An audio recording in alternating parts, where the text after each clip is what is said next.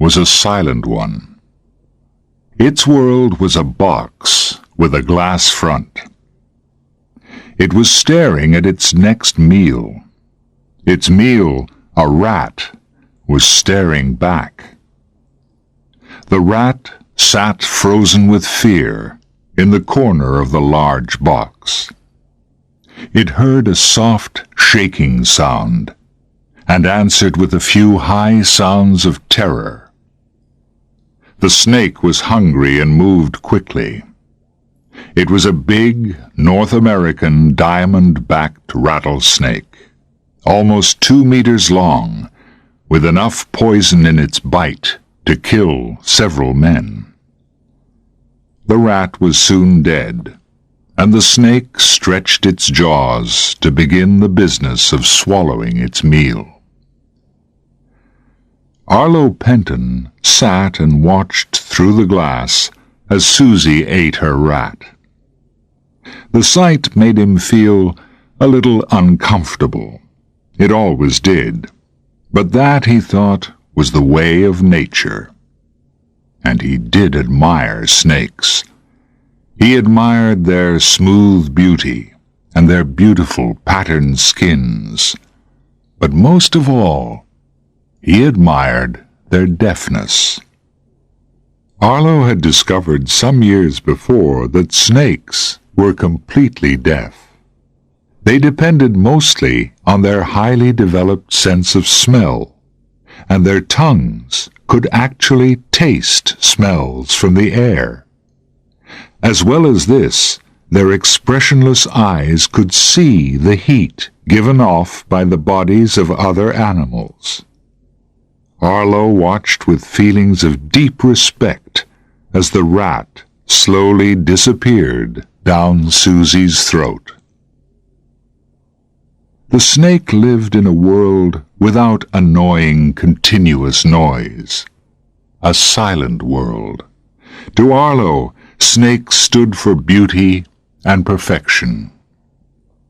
He loved to watch them and admire them. If only his own world could be as silent as theirs. That was why he had caught Susie. More correctly, he had Chico, a local gardener, catch her for him. Susie had been caught in the rocky, dry land that bordered Tucson, Arizona, where Arlo lived. Chico was most casual in the way he touched dangerous snakes. Sometimes he would even eat them. "They're good to eat, and they're free," he would say. This disgusted Arlo, not because he didn't like the idea of snakes being used as food, but because he thought it failed to give the snake enough respect. Nevertheless, he was glad Chico had found Susie. She was a beauty. Arlo liked living at the edge of town. He had to drive to work, and it took him over an hour each way. It was noisy and hot, but at least he had quiet when he got home. Quiet was very important to Arlo. As a young man, he had been a soldier and had fought in a war. His mind had been damaged by the noise of loud and terrible explosions, and he had to be sent to a hospital at home to recover. He had met his wife, Maria, there. She was one of the nurses who had looked after him. He still hated noise. "Everybody talks about pollution," Arlo would say to anybody who would listen. "The way we poison our environment with this and that. Yet the one thing which really poisons the quality of our lives is noise. Everywhere you go, you hear people making noise, noise, noise. Where can you hear the birds sing these days? Not in the city, my friend. All you hear is traffic, loud radios, and people with noisy machinery. 24 hours a day, it's noise, noise, noise. It's enough to drive you crazy." Too much noise took Arlo back in his mind to the war with its loud explosions that had brought death and suffering. Maria had saved him from madness. Maria and his work and his pills. To look at, Arlo was like many other 59-year-old men. He was of average height, and his once dark hair was now gray. He was neither fat nor thin, and dressed casually, usually in black trousers, a blue shirt, and his favorite cowboy hat. His thin face had taken on a more troubled look since Maria had died of cancer 1 year before. She had helped him through the bad times and made sure he took the pills he needed to keep him calm. But now Maria was gone. They had no children. Most of Arlo's time was now given to his work. Even when he was at home, he would be thinking about work, putting new ideas down onto his computer. His work was his life. Arlo had a job in a company called Techno Toys, which made electronic toys for children.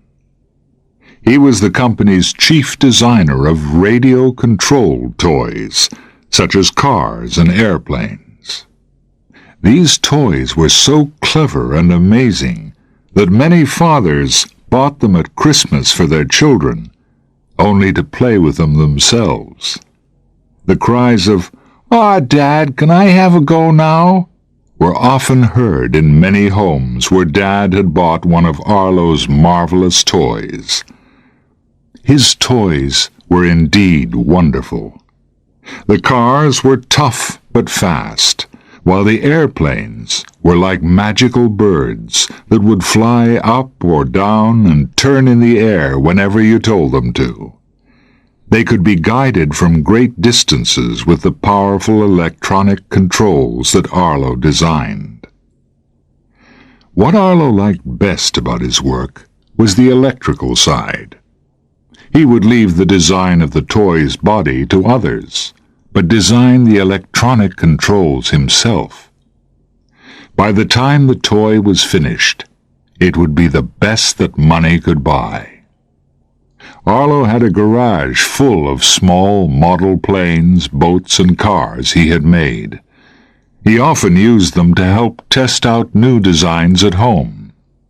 That was why he had been allowed to keep them.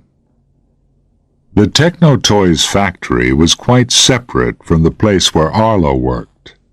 He needed quiet so that he could concentrate, and did not want loud, upsetting noises to remind him of the war. He could never do this next to a noisy factory. He did his work in an old, large house in the center of the city called the Havens, which was owned by the company. The house was unusual in having its own spacious grounds that protected it from the loud noises of the city. Arlo worked there with a few other favored employees. They would send their designs to the factory, which would build the models, then return them to Arlo and his colleagues to be checked. This arrangement suited Arlo. He had a quiet place to work in, while Techno Toys got top-quality new toys that were sure to sell well. Keeping Arlo happy at the Havens had been worth it to them. So far. Arlo had made enough money from his work to buy a spacious house outside the city and away from the noisy traffic. He built a large wooden tower in the garden so that he could control his models from great distances. He loved that.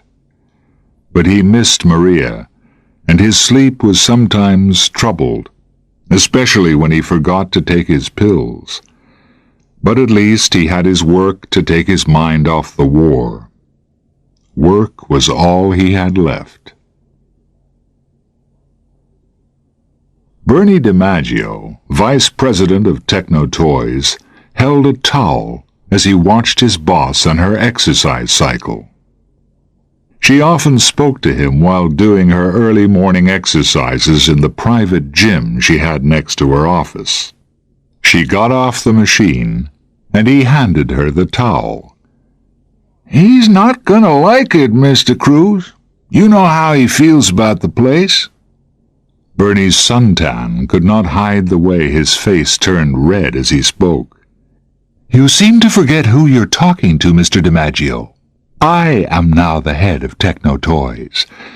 My father was old-fashioned in his ways. He made this company, but if we are to become the market leader, we must change with the times." "But Mr. Cruz," began Bernie. "Enough, Mr. DiMaggio. You may be vice president, and your concern for one of our, senior employees is understandable. But we have a business to run. We have to progress. We have money to consider. We can't afford not to sell a valuable property like the Havens just because an old man close to retirement likes a bit of quiet. Not when we need the money for building up the factory. It's just not good business sense, Mr. DiMaggio, and we both know it." "But Arlo has been working at the Havens for 20 years. He couldn't work anywhere else now. You knew him when you were just a kid, Mr. Cruz." "I'm not a kid anymore, Mr. DiMaggio, in case you haven't noticed. And I have a business to run. The property will be sold. If Mr. Penton wants to continue to work for Techno Toys, he will have to work at the factory, like the rest of us. Or he can go. I trust you will let him know of this development at the appropriate time." "You mean after he's completed the designs for the new season's models?" "Exactly. No sense in upsetting him just now, not while he's doing useful work." "It's not good business, Mr. DiMaggio. You ought to know that," said Eva de Cruz firmly. Bernie DiMaggio had been with the company since Eva de Cruz had been a child. He had seen the business grow as Eva grew. It was a successful business, though not yet the biggest of its kind. He looked at his new boss, the 25-year-old daughter of Diego de Cruz, his former boss and friend. Eva had studied at the best business school, and she wanted to show the world that she was going to be better than her father had ever been. Better and richer. After Diego's wife, Eva's mother, had died 15 years before, Diego de Cruz had put all of his energies into the business. The education of his daughter and only child was left to private boarding schools, where she had lived for most of the time. She had been educated from a distance, like one of Diego's toys. And Eva was the result. Everything about her was businesslike, from her usual dark blue suit to her electronic organizer. Bernie sometimes wondered if her brain had become electronic too. And what would happen to Arlo once he was told about the sale of the Havens? Both he and Diego had been in the army with Arlo during the war and had become friends. After the war, they had given Arlo work he could do in peace. They wanted to help him put his broken mind back together. Diego had promised Arlo that there would always be a peaceful place for him to work at Techno Toys. What would this news do to him? "Couldn't you find somewhere else quiet for him, Mr. Cruz?" Bernie asked, "where he can carry on his work? Diego, your father promised Arlo somewhere quiet a long time ago." "That was then. This is now. We can't afford to treat him any differently from the rest of us, Mr. DiMaggio," she said, after drying her face with the towel and throwing it back to him. "Now, excuse me, but I have another appointment in 20 minutes." Eva left him with the damp towel. Bernie was close to retirement age himself. He felt sorry for Arlo. Diego would have done something to help, but not Eva. He might lose his own job if he didn't do as she told him. Bernie felt older and weaker as he walked out of the gym. While Eva and Bernie were talking, Arlo was getting into his car to go to work. He had forgotten to take his pill again. His face was already sweating. It was a bright, sunny morning, and the roads would be hot. He was glad he had completed the new designs and was looking forward to handing them in personally, as usual, to Bernie DiMaggio. They lay on the seat next to him as he drove to the city center. The road was already busy with the morning rush of traffic. Arlo had to stop at a set of traffic lights.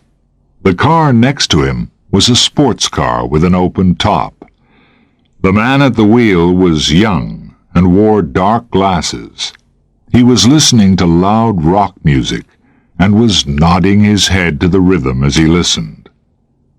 Arlo could not understand how anybody could listen to such a loud noise without damaging their ears. He could feel the noise hitting his own head in solid waves. It was painful. He shouted to the man to turn the sound down.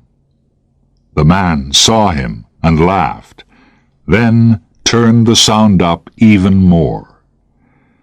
Fortunately, the lights changed at that moment, and they both drove away.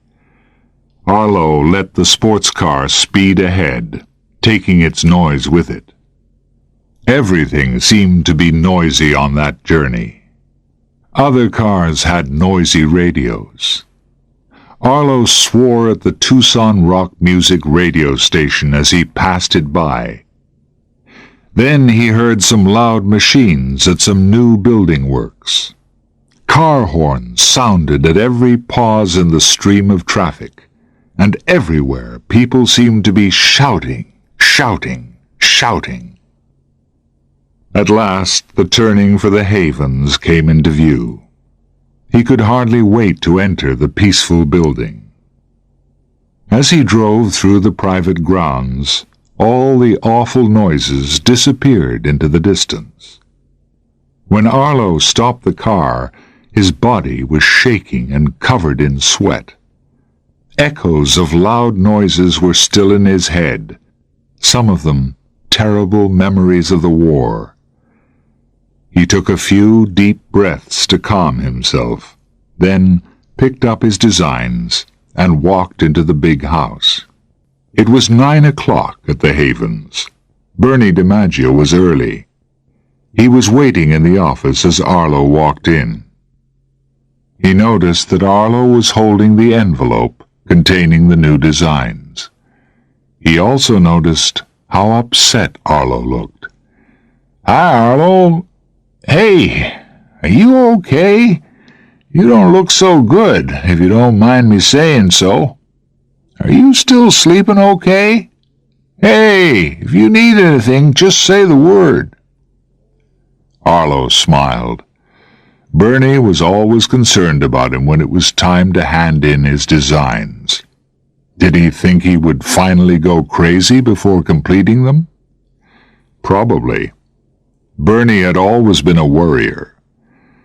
Arlo looked into the familiar, sun-tanned face and answered, "I'm fine, Bernie. At least, I would be if I walked around with my ears closed. I swear this town is getting noisier every day." "Oh, no," thought Bernie. "I hope he's not going to give me another long talk about noise pollution." Bernie decided to change the subject quickly. "You have the designs, I see, Arlo.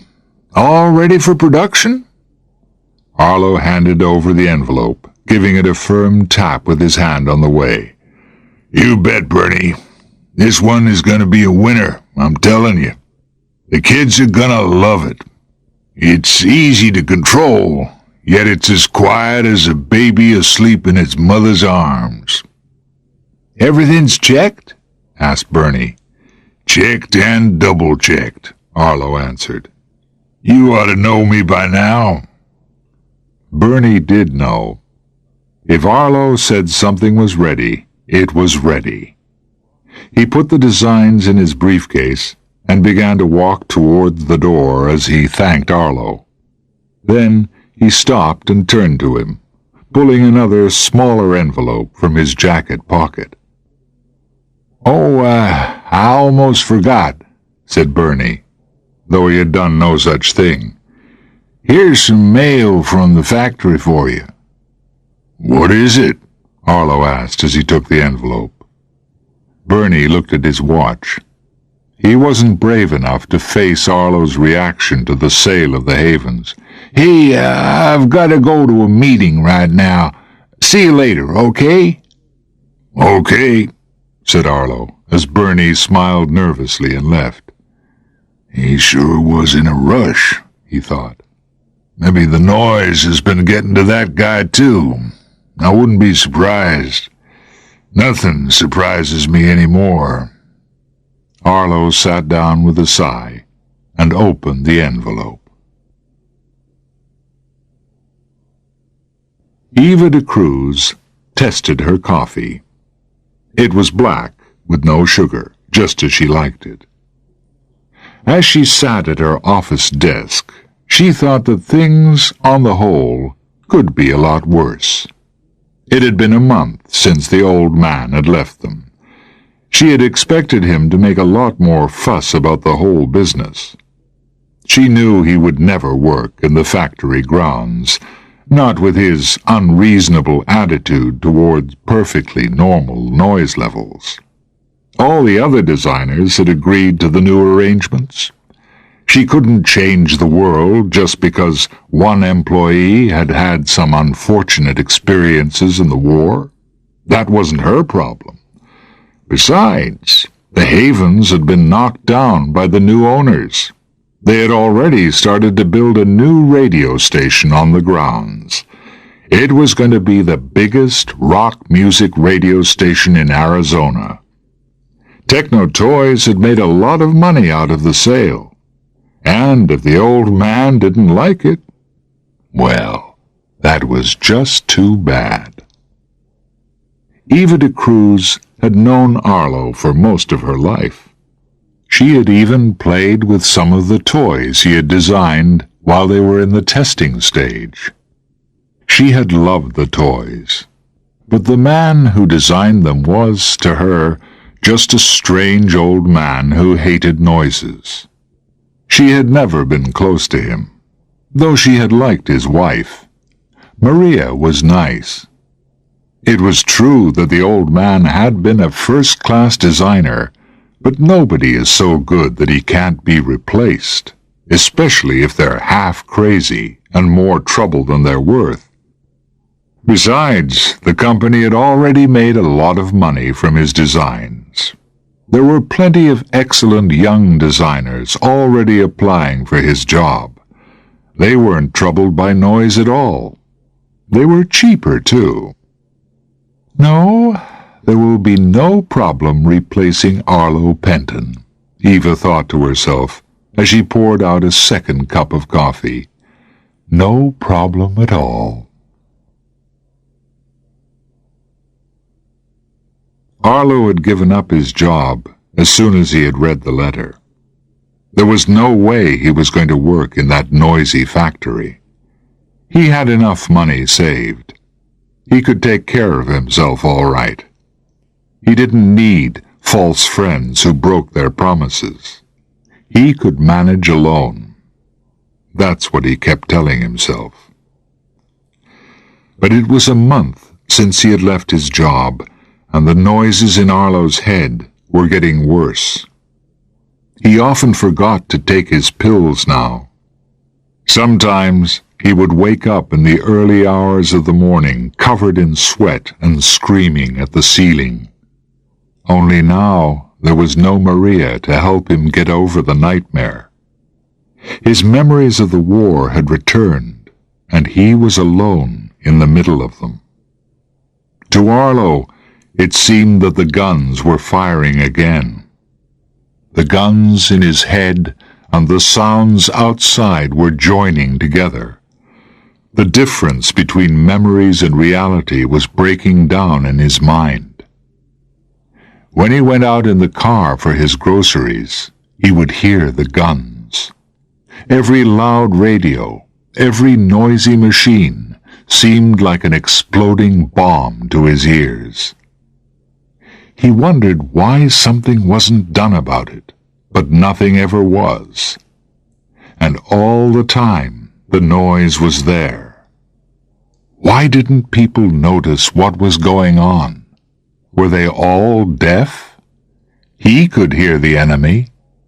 His enemy was noise. He had to do something, or he would go crazy. Nobody else seemed to be doing a thing about it. It was all up to him. He would have to stop the noise. But how? "That ought to be enough," said Arlo. It was 1 week later, and he had decided what he would do. He had been making the tower he had next to his house higher and stronger, so that he could increase the range of the radio signals to his models. He placed his electronic equipment on top of the tower, and the higher he built it, the better his electronic equipment worked. He now had more control over his wonderful models than ever before, with a range that allowed him to fly them high over the city. Arlo had a wide variety of models to choose from. He had, over the years, collected over 100 models in his garage. They were all in perfect working order. Techno-Toys had let him keep them. He had tiny television cameras fitted to his models. This allowed him to see on his computer screen indoors where his models were while they were in use, even when it was cloudy or too hot for him to go outside. Arlo had learned a lot about how to make explosives during the war. He could attach a small but powerful explosive onto a model and then, from the comfort of his own home, direct it to a target. The video cameras would show him exactly where his target was. All he had to do was aim the model, usually an airplane, towards the target, and boom! The target was destroyed. Nobody suspected anything. Arlo, after all, was just working on his models, like he always did. No one knew that he was making bombs as well. Chico called by with more rats for Susie. He saw Arlo working in his garage, where Susie lay sleeping in her glass-fronted box. Chico liked Arlo, even if he didn't eat snakes. He stopped to watch in admiration while Arlo flew one of his wonderful models high into the sky. He had no idea that Arlo's campaign against the enemy had begun. Arlo's first bombing campaign was against the old Tucson rock music radio station. It was successful. Just one small model airplane had delivered enough homemade explosives to bring down the radio station's tower. It was easy. They wouldn't be playing loud music from that station for some while. Tucson's local papers all published stories about a strange explosion that had blown up essential equipment at the local rock radio station.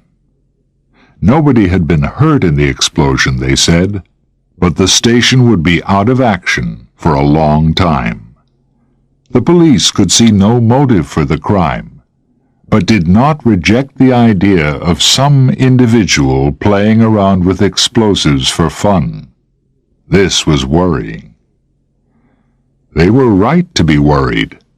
Over the next week, there were several more explosions. Large, noisy machines on building areas were destroyed, and a fireworks factory was seriously damaged. But nobody had been hurt. Not yet. It was a few days after the explosion in the fireworks factory, and Sheriff Calhoun was in the office of the Vice President of Techno Toys. He badly wanted a cigarette. He was trying to give up again, and had not brought any cigarettes with him. Worse still, none of the other officers smoked, so he couldn't even get a cigarette from one of them. This was making him bad-tempered, but he had a job to do. He stuck another piece of chewing gum into his mouth. "Tell me again, Mr. DiMaggio." The sheriff paused as he softened the fresh gum in his mouth. "You told me, when you rang me on the telephone earlier, that this guy, what was his name?" "Arlo Penton, Sheriff." "Yeah, Arlo Penton. You said he had been one of the top designers at Techno Toys?" "The best we had. That's him in the picture on the wall just there. He's the one holding the model Mustang fighter plane. That's our biggest selling model, and he designed it." Sheriff Calhoun looked at the picture in Bernie DiMaggio's office. Bernie liked to keep photographs of all of Techno Toys' best toys with their designers. Arlo featured in a lot of them. In this one, Arlo was smiling and looked happy and relaxed. "And you got rid of the guy?" asked the sheriff. "No, Sheriff. It was his choice. He left the company a few months ago." The sheriff recognized a note of guilt in Bernie's voice. Years of listening to countless interviews had trained his ears to know when somebody was trying to hide something. That was what he was hearing now. With less than a year to go before he was due to retire? He sure must have had a reason. Can you think of a reason, Mr. DiMaggio? After all, you say you've known him a long time. Not that I'm accusing anybody of anything, you understand, but I have to ask these things." Bernie had felt bad about the way the promise he and Diego had made to Arlo had been broken. He felt bad about his own weakness before Diego's daughter, his boss, who had not respected that promise. He knew that Arlo must have been disturbed by the loss of the Havens, but he hadn't been brave enough to talk to Arlo about it after he had given him the letter. Could Arlo have used his expert skills to make these explosions? Bernie told the sheriff everything about Arlo, about Techno Toys and the Havens, and how he thought Arlo might be responsible for the explosions. Bernie felt glad to have finally told somebody how he really felt about things. "So, what will happen to Arlo now?" Bernie asked. "Now, hold on, Mr. DiMaggio. You may have given us a motive for Mr. Penton, but we don't know that he did any of these things. There have been a number of explosions at the Tucson radio station, some heavy machines blown up, and one a few nights ago at a fireworks factory. That caused serious damage, but we can't be sure that any one person is responsible for all of these crimes. For all we know, there may be any number of people out there making their own bombs." "But you don't really think so, do you, Sheriff?" Bernie asked. Sheriff Calhoun took a few more thoughtful chews of his gum and wished he had a cigarette. He looked again at the photograph of Arlo. Suddenly, he noticed a model airplane, like a child's toy, fly past, and before he could reply, there was a loud bang from outside. Bernie rushed to his window to look. "Sheriff, it's the factory! It's on fire!" Arlo had been working hard. He could not see the results of his work immediately, because the television cameras were destroyed once his models hit their targets. He had to listen to the radio for news of his work. Not the loud music stations, of course. His last action had been against the electrical generator at the Techno Toys factory. Without the generator, they would not have the power to work their loud machines, and the hated factory noise would be silenced at last. Unfortunately, though the action had been a success, 3 people had been badly burned. He heard about them on the radio. It upset him. "But it's not my fault," he told himself. "This is war. Every war hurts some innocent people. It's the enemy's fault, not mine. Once the enemy is defeated, there will be peace. I have to fight on for peace. There's nobody else. I have to." But Arlo had no peace. His heart was saddened by the news of the 3 injured people, and the noises that disturbed him had not been silenced. The enemy was strong, and there was much work left to do. He made his way to the garage again.